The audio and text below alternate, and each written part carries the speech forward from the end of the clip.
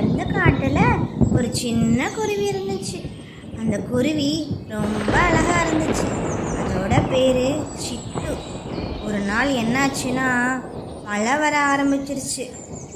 அதுவும் சாதாரண மழை இல்லை, பெரிய மழை. மழை நிறுத்தவே இல்லை. மரமெல்லாம் நனைஞ்சிருச்சு. காற்று பலமாக அடிச்சிச்சு. இடி பெருசாக இடிக்க ஆரம்பிச்சிருச்சு. சிட்டு என்ன பண்ணுச்சுன்னா ஒரு மரக்கிளையில் உட்காந்து யோசிச்சுட்டு இருந்துச்சு. அடடா, இப்படி மழை வந்துச்சுன்னா நான் எப்படி உணவு தேடுவது அப்படின்னு யோசிச்சுட்டு இருந்துச்சு. சிட்டுக்கு ரொம்ப பசிக்க ஆரம்பிச்சிருச்சு. சிட்டு அங்கேருந்து பறந்து போச்சு. ஒரு மரக்கிளையில் உட்காந்து தேடிச்சு. அங்கே எதுவுமே கிடைக்கல. அடுத்த மரத்துக்கு போணுச்சு. அங்கேயும் எதுவுமே கிடைக்கல. சிட்டு ரொம்ப சோகமாயிடுச்சு.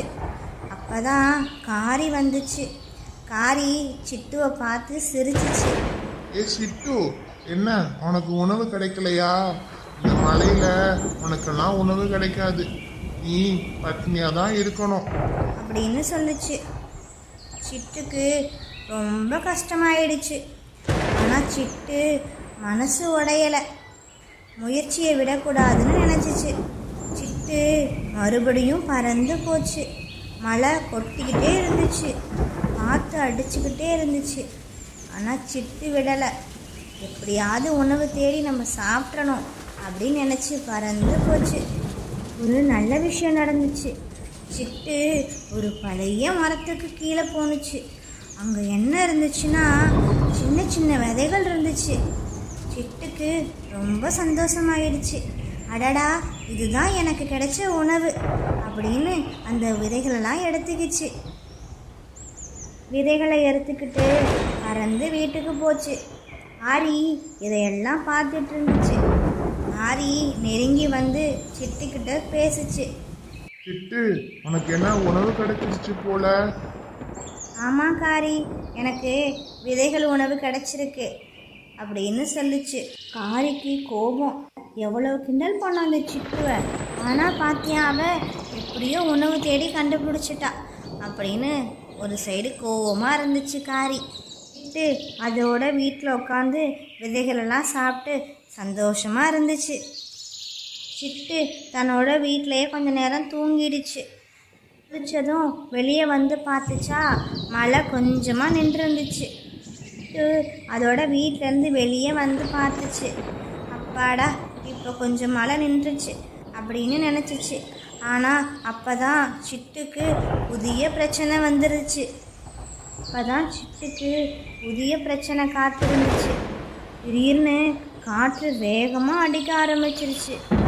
மரமெல்லாம் உடஞ்சி விழுந்துருச்சு. சிட்டுவோட வீடு இடிஞ்சு போயிடுச்சு. அந்த காடே ரொம்ப மாறிடுச்சு. சிட்டுக்கு கொஞ்சம் பயமாயிடுச்சு.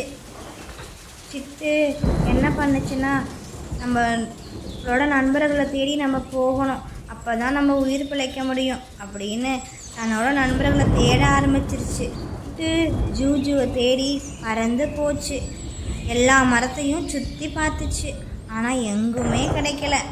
ஜூஜு ஒரு மரக்கிளையில் உட்காந்து வருத்தப்பட்டுட்டு இருக்கா.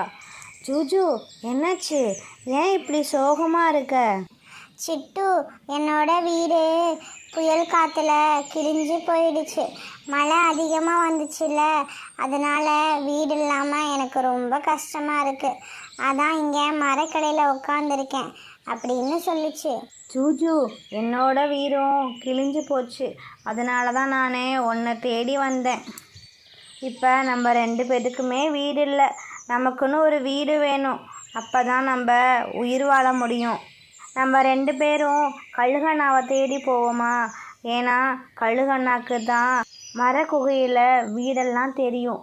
அதுக்கிட்ட போனால் கண்டிப்பாக நமக்கு ஒரு வீடு கிடைக்கும் அப்படின்னு சிட்டுவும் ஜூஜுவும் பறந்து கழுகண்ணாவை தேடி போகிறாங்க. கழுகண்ணா ஒரு பெரிய மரக்கிளையில் உட்காந்துருக்காங்க. கழுகண்ணா, எங்களுக்கு ஒரு உதவி வேணும். அதான் நாங்கள் உங்களை தேடி வந்திருக்கோம். சொல்லு சிட்டு, உனக்கு என்ன உதவி வேணும்? எங்களுக்கு வீடு இல்லை, எங்களுக்கு மர குகையில் இருக்கிற மாதிரி ஒரு நல்ல வீடு வேணும் கழுகண்ணா. கழுகண்ணாவும் சிட்டுக்கும் ஜூஜுக்கும் ஒரு அழகான ஒரு மலை குகையில் இருக்கிற ஒரு வீடை கொடுத்துச்சு. சிட்டுவும் ஜூஜுவும் சந்தோஷமாக இருந்தாங்க. ஜூஜு வரியா, நம்ம நதிக்கரை ஓரமாக உணவு எதுவும் கிடைக்குதான்னு தேடி பார்த்துட்டு வருவோம். சரி போகலாம் சிட்டு. அப்படின்னு சிட்டுவும் ஜூஜுவும் பறந்து போகிறாங்க. நதிக்கரை ஓரமாக போய் பார்க்குறாங்க. அங்கே எந்த ஒரு உணவும் கிடைக்கல. சரின்னு தண்ணியில் கொஞ்ச நேரம் விளாண்டுட்டு அப்புறம் உணவு தேர மீண்டும் போகிறாங்க. பெரிய மாமரத்தை பார்க்குறாங்க. அதில் நிறைய மாம்பழம் இருந்துச்சு. அதுலேருந்து மாம்பழத்தை பறிச்சுக்கிட்டு வீட்டுக்கு எடுத்துகிட்டு வராங்க. வீட்டுக்கு வந்து சாப்பிட்டுட்டு மீதி பழங்களை வச்சுட்டு தூங்கிடுறாங்க. மாலை பொழுது வந்ததும் எந்திரிச்சு பார்த்தாங்க. பார்த்தா மாம்பழத்தை காணோம். சிட்டுவும் ஜூஜுவும் ரொம்ப அதிர்ச்சி ஆயிட்டாங்க. அச்சச்சோ, நம்ம வச்சுருந்த மாம்பழத்தை காணோமே, யார் எடுத்துகிட்டு போயிருப்பா அப்படின்னு யோசித்து பார்க்குறாங்க. அவங்களுக்கு யாருன்னே தெரியலை. சரின்னு சொல்லிட்டு சரி போனால் போயிட்டு போகுது அப்படின்னு சொல்லி விட்டுட்டாங்க. மறுநாள் காலையில் மீண்டும் உணவு தேடி போகிறாங்க. அப்போ 2 பாறைகளுக்கு இடையில ஒரு அழகான கடலை செடி இருந்துச்சு.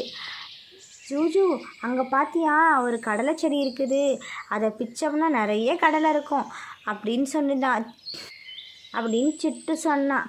உடனே ஜூஜு அந்த இலையை பிச்சு பார்க்குறா. நிறைய கடலை இருந்துச்சு. அந்த கடலையெல்லாம் எடுத்துக்கிட்டு வீட்டுக்கு வராங்க. வீட்டுக்கு வந்துட்டு சாப்பிட்டுட்டு மிச்சம் கொஞ்சத்தை வச்சுட்டு தூங்கிடுறாங்க. மறுநாள் காலையில் பார்த்தா அந்த கடலையும் காண போயிடுது. சிட்டுவும் ஜூஜுவும் ரொம்ப வருத்தப்படுறாங்க. என்ன, நம்ம சேகரித்து வைக்கிற உணவு எல்லாமே காண போகுது, யார் தான் எடுக்கிறானே தெரியலை அப்படின்னு நினச்சிட்டு இருக்காங்க. அப்போ தான் ஒரு முடிவு பண்ணுறாங்க, யார் இந்த திருடன்னு கண்டுபிடிக்கணும் அப்படின்னு சொல்லிட்டு சிட்டுவும் ஜூஜுவும் வீட்டை விட்டு வெளியில் வந்து ஒளிஞ்சிக்கிறாங்க.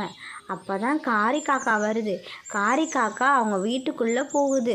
போயிட்டு உணவு எது இருக்குதா அப்படின்னு தேடி பார்க்குது. அப்போ தான் சிட்டுவும் ஜூஜுவும் புரிஞ்சுக்கிறாங்க, காரி தான் நம்மளோட உணவெல்லாம் திருடிட்டு போகுது போல் அப்படின்னு சொல்லி நினச்சிட்டு காரிக்கிட்ட சொல்கிறாங்க, காரி, நீ பண்ணுறது எதுவுமே சரியில்லை. நீ உழைச்சி சாப்பிடணும், இல்லைனா உணவு தேடியாவது சாப்பிடணும். ஆனால் நீ திருடி சாப்பிட்றது ரொம்ப தப்பு காரி அப்படின்னு சொல்கிறாங்க. சிட்டு, எனக்கு தெரியும், உன் வேலையை பாரு போ. நான் அப்படி தான் திருடி சாப்பிடுவேன், உங்களால் என்ன பண்ண முடியும் அப்படின்னு காரி சொன்னிச்சு. சிட்டுக்கும் ஜூஜுக்கும் ரொம்ப கோவம் ஆயிடுச்சு. நாங்கள் போய் கழுகண்ணாக்கிட்ட சொல்கிறோம், கழுகண்ணா தான் உனக்கு சரிப்பட்டு வரும், கழுகண்ணா அடிச்சிச்சுன்னா நீ கண்டிப்பாக பயப்படுவ அப்படின்னு சொல்லிட்டு சிட்டு கழுகண்ணாவை பார்க்க பறந்து போகிறாங்க. கழுகண்ணாக்கிட்ட சொல்கிறாங்க, கழுகண்ணா, காரி காக்கா எங்களோட உணவெல்லாம் திருடிட்டு போயிடுது. நாங்கள் சேகரிக்கிற உணவை எல்லாத்தையுமே திருடிட்டு சாப்பிட்ருது. நீங்கள் தான் எங்களுக்கு ஏதாவது ஒரு வழி கொடுக்கும், நீங்கள் தான் எனக்கு ஏதாவது ஒரு வழி சொல்லணும். காரி காக்காக்கு நல்லா பெரிய தண்டனையாக கொடுங்க அப்படின்னு சொல்லுது. அது காரியை பார்த்து சொல்லுது, காரி, திருடுறது உனக்கு தப்புன்னு தெரியாதா? நீ ஏன் மற்ற உணவுங்களெல்லாம் போய் திருடி சாப்பிட்ற? அவங்களோட உணவெல்லாம் எடுத்து சாப்பிடக்கூடாது, அது தப்பு.